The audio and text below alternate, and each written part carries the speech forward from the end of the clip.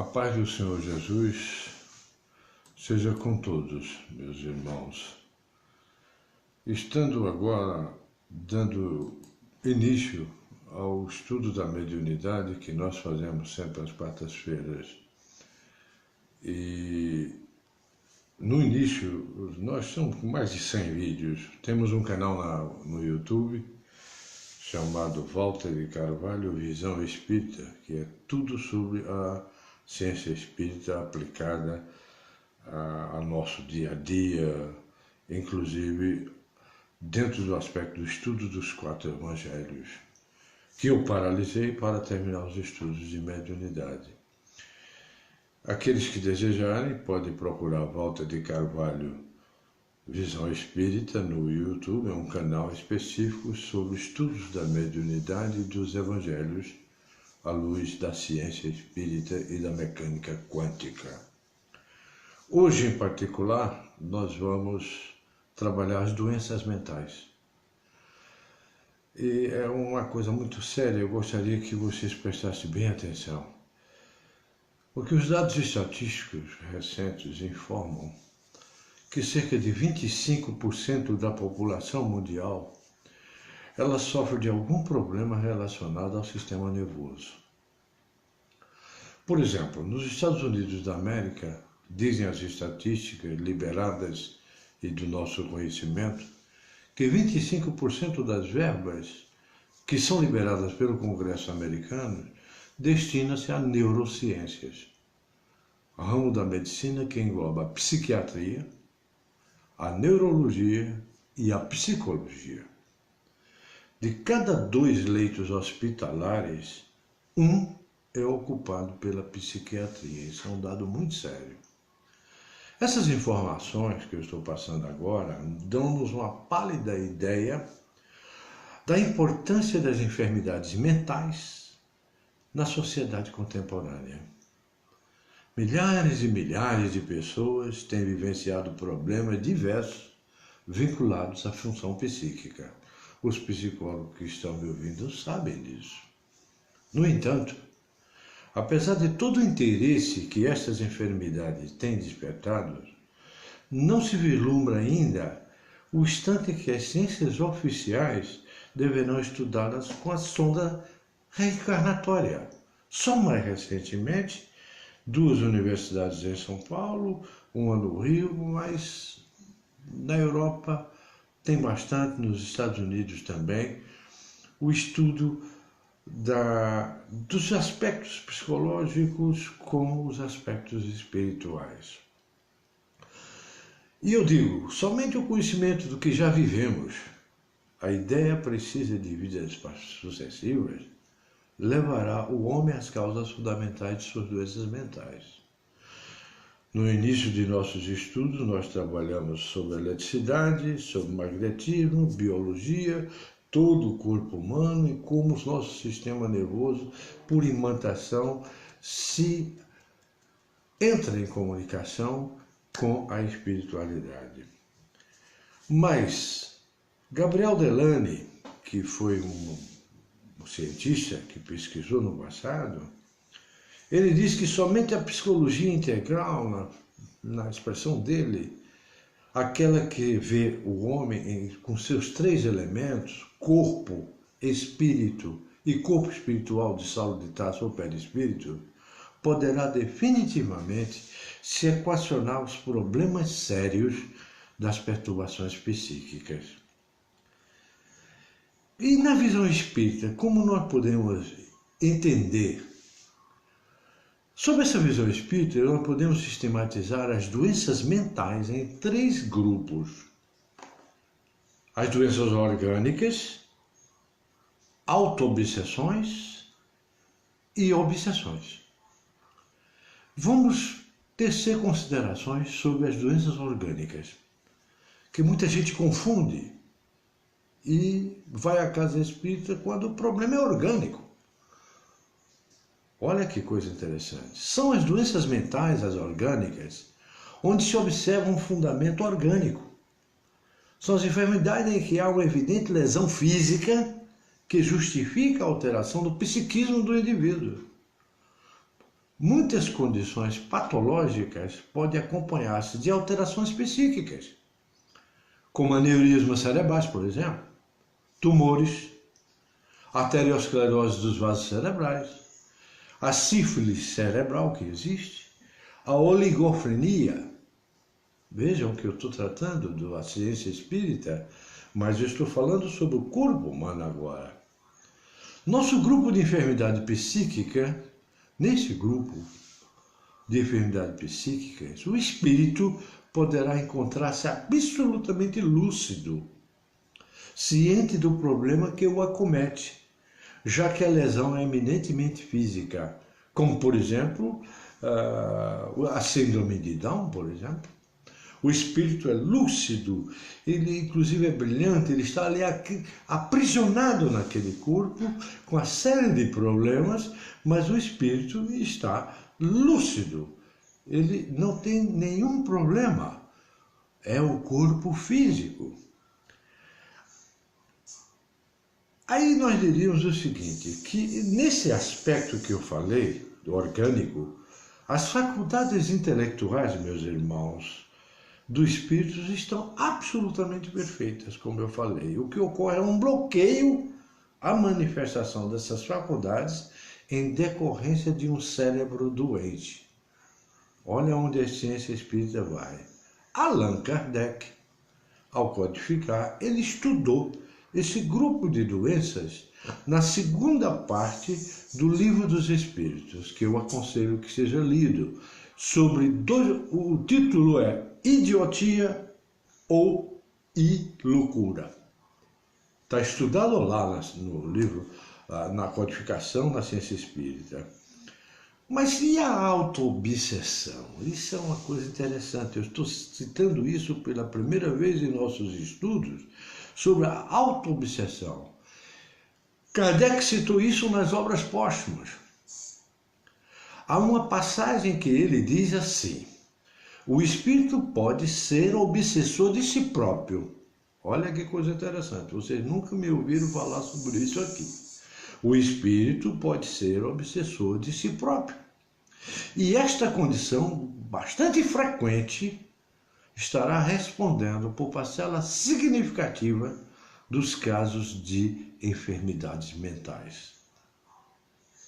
São casos de perturbações emocionais ou psíquicas, às vezes configurando a loucura propriamente dita, onde não se encontra uma lesão de nível físico, nem se observa tampouco a atuação maléfica de espírito desencarnado.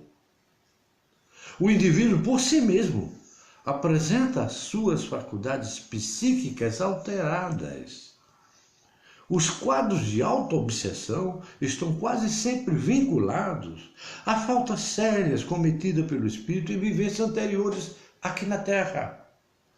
Algumas vezes, a falta responsável pelo aparecimento da enfermidade encontra-se nessa própria existência. Erros nossos. Aí vem o que podemos entender de autoobsessão como a liberação de um inconsciente culpado, pois na base deste grupo de doenças estará quase sempre um complexo de culpa. A pessoa assume um complexo de culpa. Feridas morais sérias, esculpidas no inconsciente, que passam a emitir vibrações deterioradas, que ao se chocarem com a consciência atual do indivíduo, vão se manifestar sob a forma de angústia. A pessoa se sente angustiada, de depressão, aí diz: eu estou deprimida. De fobias que às vezes as pessoas têm, delírios até. Isso é porque é decorrente de uma atuação agora, nesse momento em que você está encarnado. Devemos lembrar, no entanto, o seguinte, que muitas vezes algumas distonias emocionais, ansiedade e depressão, por exemplo, principalmente, estão surgindo sem grandes vínculos com as existências do passado, mas como resultado de conflitos íntimos atuais, Por isso que nós temos que ser vigilantes, porque às vezes a gente sempre tem a tendência de, ao centro espírita, culpar o nosso passado, querer fazer inclusive regressão para saber o que é que nos está causando determinadas coisas hoje, quando na realidade fomos nós mesmos nessa encarnação que somos responsáveis por esses desequilíbrios emocionais que temos. E quando se dá a obsessão? Segundo o psiquiatra espírita Dr. Inácio Ferreira, de Portugal, inclusive nós temos sempre congresso uma vez por ano em Portugal, congresso em homenagem com o nome de Dr. Inácio Ferreira, cerca de 30% dos casos de loucura surgem em decorrência de uma atuação espiritual obsessiva. Mas só 30%. Espíritos perversos ou inconsequentes que dirigem suas vibrações de teor enfermiço em direção a mentes culpadas. Então você deu afinização, como eu sempre disse. Desencadeando reações emocionais e psíquicas doentias, porque nós estamos nos afinizando com esses elementos. É aquilo que eu sempre disse, diz-me o que pensa e diz-te-ei quem te acompanha. Você, através do seu sentimento de culpa, ou trazendo isso dentro de si, essa angústia, essa ansiedade, essa depressão, você atrai similares a você. E aí começa o processo obsessivo, que só atinge 30% das pessoas. Olha o que eu estou dizendo. Isso é muito importante. Como é que o espírita, dentro da ciência espírita, pode fazer um diagnóstico diferencial disso? A grande questão que eu coloco neste momento, na prática espírita, está relacionada aos critérios que vamos utilizar para distinguirmos os diferentes doentes, enquadrando-os em um dos 3 grupos citados. As enfermidades do primeiro grupo, as orgânicas, são diagnosticadas facilmente através de exames complementares que existem, que os médicos fazem, e não configuram problema para a prática espírita, nenhum. No entanto, o mesmo não acontece com os grupos de autoobsessão e de obsessão. Na realidade, não existem sinais infalíveis que poderão auxiliar-nos nessa diferenciação. Pois os doentes portadores de autoobsessão e obsessão, propriamente dita, apresentam-se com as mesmas manifestações. O importante, então, não é a distinção adequada, mas sim um tratamento efetivo. E a terapia espírita será a mesma para os 2 grupos de enfermos, os auto-obsediados e os obsediados. Mas qual é o tratamento que nós sugerimos como espíritas? Torna-se necessário reafirmarmos a importância do acompanhamento médico e psicológico para os doentes do psiquismo. A psiquiatria e a psicologia possuem recursos diversos que deverão ser empregados nos portadores de perturbações psíquicas, gente.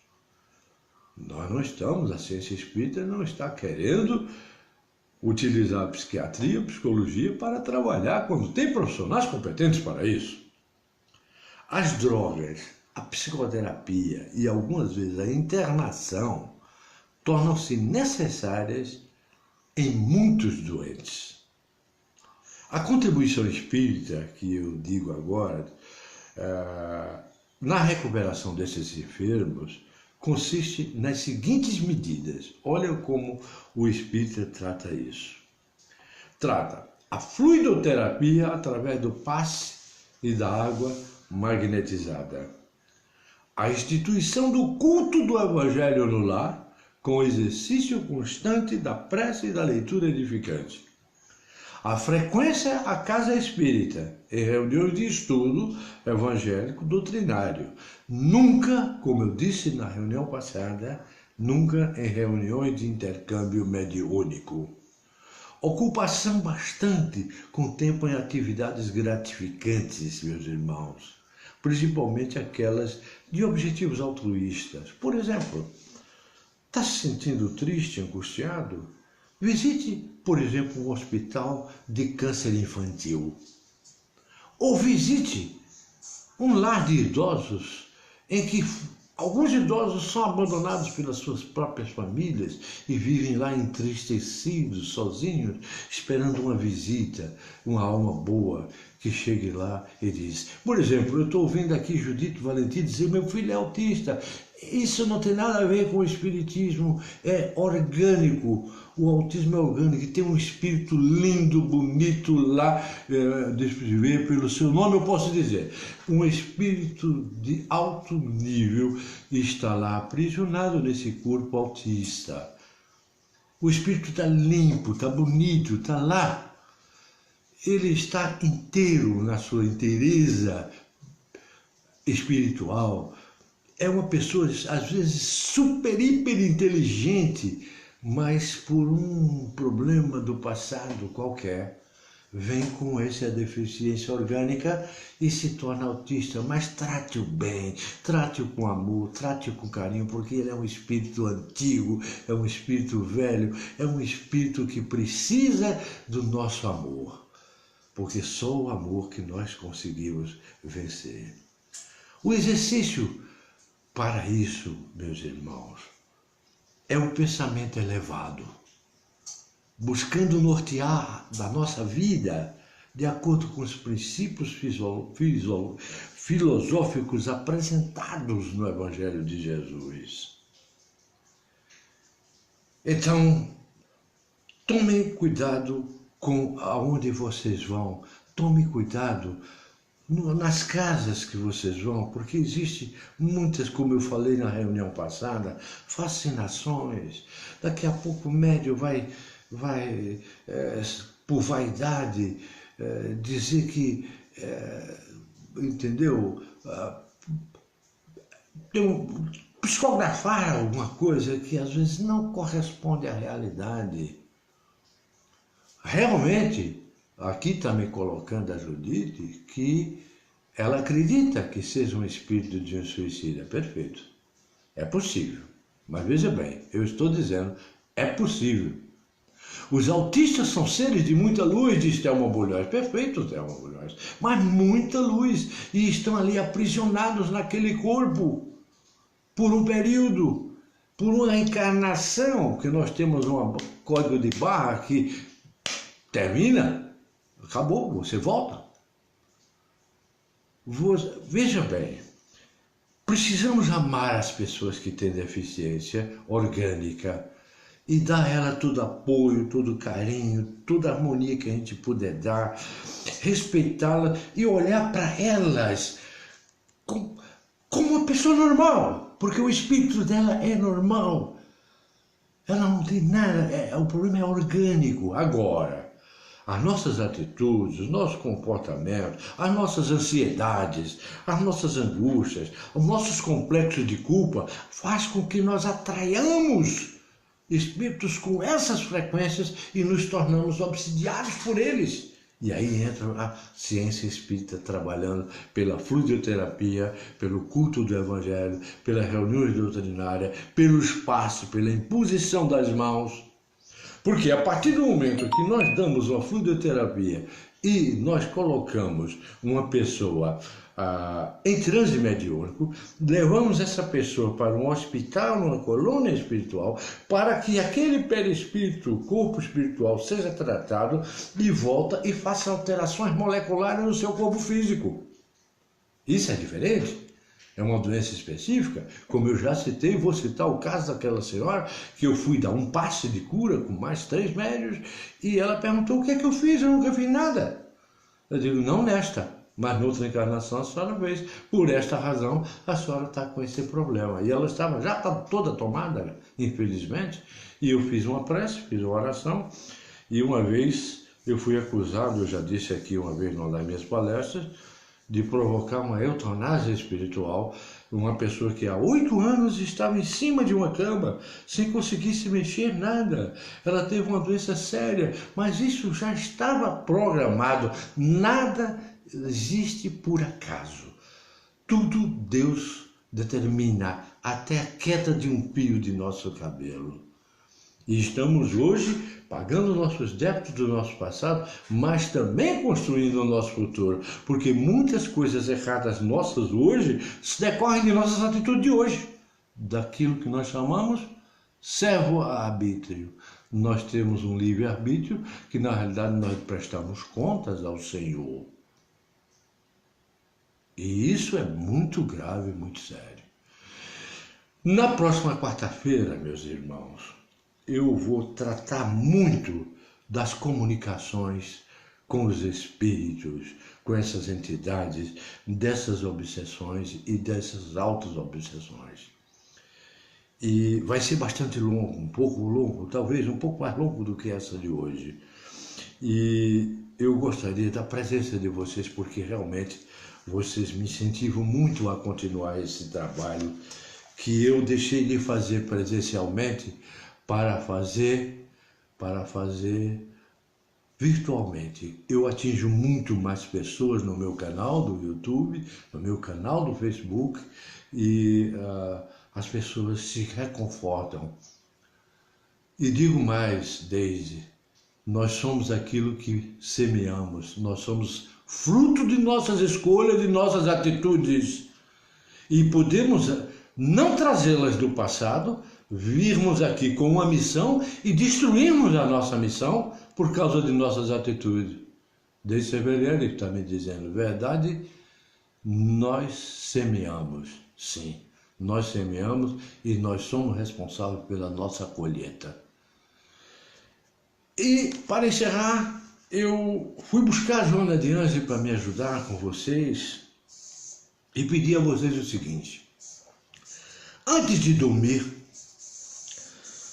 cumpre que cada um de nós fixe ideias agradáveis e positivas, visualizando aquilo que se deseja sonhar, certamente para tirar proveito útil no processo de crescimento interior, de progresso cultural, intelectual, moral e espiritual, pelo desprendimento do sono e por nossos encontros com a nossa espiritualidade maior.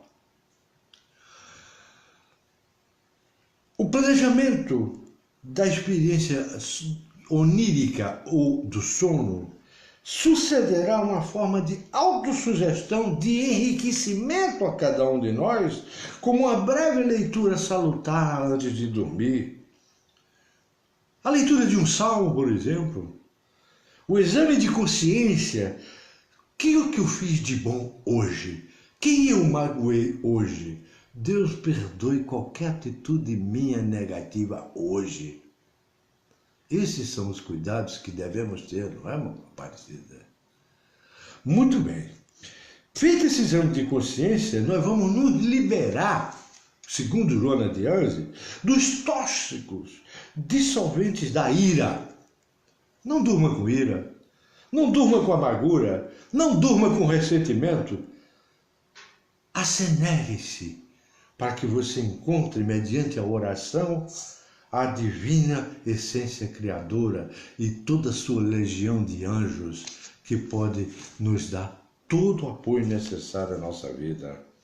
E abrimos assim um intercâmbio com os outros espíritos desdobrados também, encarnados e desencarnados, que se sentirão atraídos e buscarão transmitir mensagens de conforto a cada um de nós, de apoio e de beleza.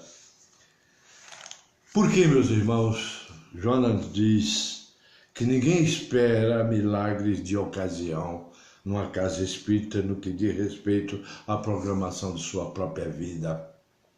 Cada qual respira no clima onde reside, o ar que elabora, as atitudes que toma. É isso aí. Diz-me o que sonhas, diz Joana, e eu te direi quem és e qual futuro terás. Olha que coisa linda. É necessário, portanto, meus irmãos, tomar conhecimento da mente, aprofundar recordações, eliminar temores, eliminar angústias, corrigir a preferência dos modelos, ser positivo sempre, afeiçoando-se ao que é ético e ao que é saudável. Cada um de nós é construtor de sua realidade, afirmando-se e desembaraçando-se das amarras prejudiciais a que nos deixamos atar. Esse trabalho de libertação, segundo Joana de Ângeles, tem início no pensamento, sob a ação do desejo continuado, vitalizando pela certeza do êxito próximo. Nunca nos sintamos derrotados, angustiados e tristes. O mal fica com quem o faz. E nós não fazemos o mal. Nós procuramos ser melhor do que fomos ontem. Isso eu digo para mim mesmo. O maior aprendiz das minhas palestras sou eu, gente. Pelo amor de Deus. Eu sou o verdadeiro aprendiz. Para a superação dos meus limites, para a minha autossatisfação, para a minha realização feliz. E é isso que eu digo que vocês devem fazer.